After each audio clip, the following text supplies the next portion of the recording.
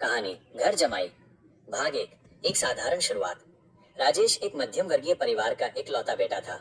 पढ़ाई में होशियार और व्यवहार में सीधा साधा। उसके पिता स्कूल शिक्षक थे और माँ गृहिणी। बचपन से ही उन्होंने राजेश को मेहनत, ईमानदारी और आत्मसम्मान का पाठ पढ़ाया था। राजेश ने बीटेक कर लिया था और एक छोटी आईटी कंपनी में नौकरी लग गई थी। जीवन की गाड़ी ठीक ठाक चल रही थी। राजेश की माँ को उसके विवाह की चिंता सताने लगी थी। बेटा, अब तो नौकरी भी लग गई, शादी के लिए कोई लड़की देखनी शुरू करें। माँ ने एक दिन खाना परोसते हुए पूछा। राजेश मुस्कुराया। माँ, अभी तो करियर शुरू ही हुआ है, थोड़ा वक्त दीजिए। मगर माँ कहाँ मानने वाली थी। उन्होंने अपने एक रिश्तेदार की मदद से एक परिवार में बात चलाई, जहाँ की लड़की कविता एमए पास थी और अच्छे संस्कारों वाली थी। भाग 2, पहली मुलाकात। राजेश और कविता की मुलाकात एक छोटे से पारिवारिक माहौल में हुई। दोनों की सोच मिलती जुलती थी। कविता शांत स्वभाव की समझदार लड़की थी। राजेश को कविता पसंद आई। कविता ने भी राजेश के सरल स्वभाव को पसंद किया। मगर जब रिश्ते की बात आगे बढ़ी तो कविता के पिता ने एक शर्त रख दी। हमें घर जमाई चाहिए। हमारी एक ही बेटी है, हम उसे दूर नहीं भेज सकते। ये सुनकर राजेश और उसका परिवार असमंजस में पड़ गया। पिता बोले, घर जमाई? ये तो हमारे समाज में थोड़ा अजीब माना जाता है। लड़का अपना घर छोड़कर लड़की के घर जाकर रहे, लोग बातें बनाएंगे। मगर राजेश चुप रहा। उसने इस पर गहराई से विचार किया।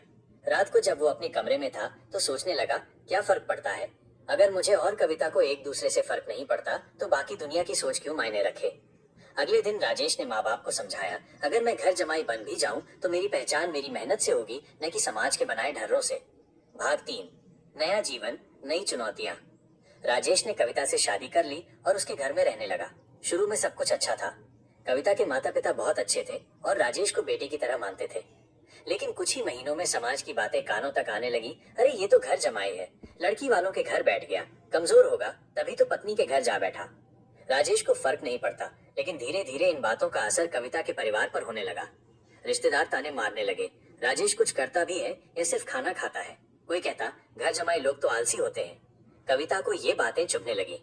वो राजेश से कहती, कभी कभी सोचती हूँ काश हम अपने अलग घर में होते तो सब कुछ आसान होता। राजेश को ये सुनकर दुख हुआ, लेकिन उसने धैर्य रखा। वो कविता को समझाता, हम एक दूसरे के साथ हैं, बाकी सब वक्त के साथ बदल जाएगा। भाग 4, संघर्ष और आत्मनिर्भरता। राजेश ने अपने जज्बातों को ताक पर रखकर मेहनत जारी रखी। कंपनी में प्रमोशन मिला और जल्द ही उसने घर से काम करते हुए एक छोटी आईटी फर्म शुरू की। धीरे धीरे उसके क्लाइंट्स बढ़ने लगे और पैसा आने लगा। अब वही लोग जो उसे ताने मारते थे उसकी कामयाबी की मिसाल देने लगे। कविता के पिता, जो कभी शर्त रखे थे, अब गर्व से कहते, राजेश तो हमारे घर का सितारा है। लेकिन राजेश अब भी जानता था कि समाज की सोच एक घटना से नहीं बदलती। उसने एक फैसला लिया, माइनस वो अपने दम पर एक घर खरीदेगा। कुछ सालों में उसने शहर के एक अच्छे इलाके में फ्लैट खरीद लिया और कविता के साथ वहां शिफ्ट हो गया। तब जाकर लोगों को समझ में आया कि घर जमाई होने का मतलब ये नहीं कि इंसान कमजोर है। भाग 5, समाज को जवाब।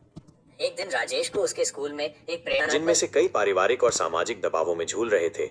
राजेश ने माइक उठाया और बोला, मैं एक घर जमाई हूँ और मुझे इस पर गर्व है। घर जमाई होना कोई शर्म की बात नहीं है, अगर आप मेहनती हैं और आत्मनिर्भर हैं।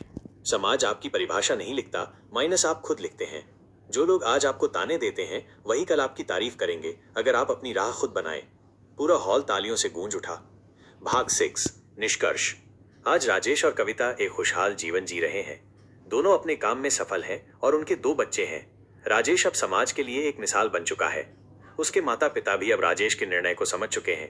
वे कहते हैं, हमारा बेटा घर जमाई नहीं, घर समझदार निकला। कहानी से सीख।